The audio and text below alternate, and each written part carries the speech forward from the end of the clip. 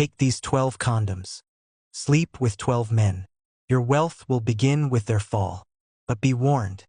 These are no ordinary condoms. Each one carries a curse and a reward. In the heart of the dusty town of Oritokoko, tucked between rustling cassava fields and rusted zinc-roofed houses, lived a girl named Iridi.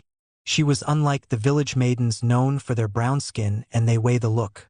Iridi was a beautiful girl, but what confused people the most was her figure.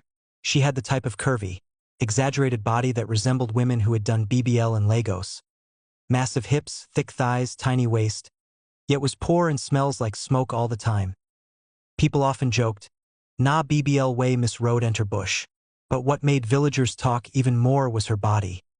Strangely sculpted, like a clay figure made in haste.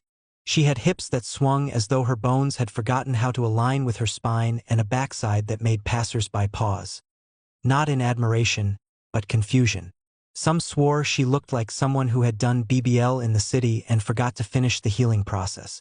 The men in the village market would chuckle under their breath. Women whispered and warned their daughters, "Don't let your spirit be as crooked as Iridi's back." She sold roasted corn by the roadside, her hands always stained with charcoal and her clothes reeking of smoke. Each day, she sat beneath a shriveled mango tree, fanning the flames of her small grill and watching life pass her by.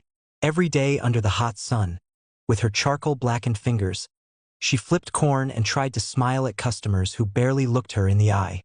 Some would buy and walk away quickly. Others would laugh and say, "This one no go Mario." The insults, the mockery, they never stopped. But what hurt more than words was hunger. She could barely feed herself, let alone save. Since the tragic day her parents and 2 younger siblings were wiped away in a motor accident on their way to visit a sick uncle in Ilorine, Iridi's life had collapsed like soaked Gary. She had no one, nothing. Just the firewood she carried every morning and the tray of corn that earned her barely enough to eat. Every night she lay on her raffia mat and cried quietly, staring at the zinc roof, wondering if the God she heard about in church had simply forgotten her. But one day, she sat under the mango tree behind her thatched room and muttered to herself, "This life no balance. I cannot continue like this." She had seen too much suffering. Too many people living soft life on Instagram, buying wigs, flying to Dubai, popping champagne. She too wanted to be a baddie, even just once. So she made up her mind. She needed power, wealth, and if God no gree answer her, she would try another route. That same week, she took a long walk through the bush path to meet Baba Agui, the feared Babalawo who lived near the edge of the forest. People said he could change a person's destiny for good or for ruin. When Iridi reached his compound, dogs barked and the smell of herbs and blood filled the air. Baba Agui sat cross-legged, his face covered in white chalk, cowries dangling from his neck. "My daughter," he said without looking up, "you don't suffer."